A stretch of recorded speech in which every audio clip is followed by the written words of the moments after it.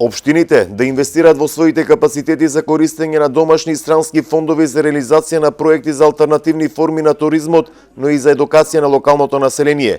Вака апелираше првиот човек на Агенцијата за поддршка и промоција на туризмот Лјупчо Јаневски, кој смета дека во југоистокот има потенцијал, но многу малку е искористен за привлекување на домашни и странски туристи.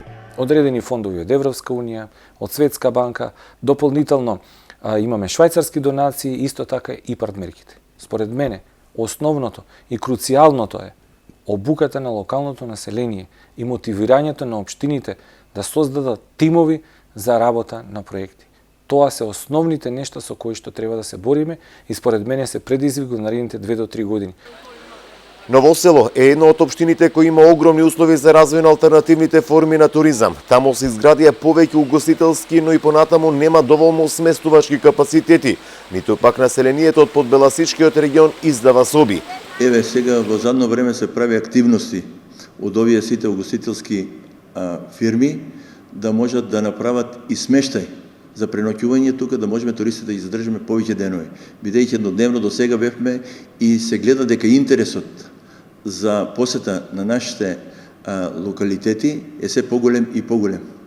Агенцијата за поддршка на туризмот со Светска банка работат на проект за управување со туристички дестинации, меѓу кои една и Струмичкиот регион, но потребна е вклученост и на локалното население, вели Јаневски. Ако имаме Беласица, ако имаме историја, ако имаме можности за авантуристички форми, параглайдеринг, возење со велосипеди, качување по карпи, зиплайни, тоа ќе го нудиме. Прекрасна храна, природа, екотуризам, се тоа ќе го нудиме, но сите тие форми треба да ги извлечеме како практики, почнувајќи од локалното население.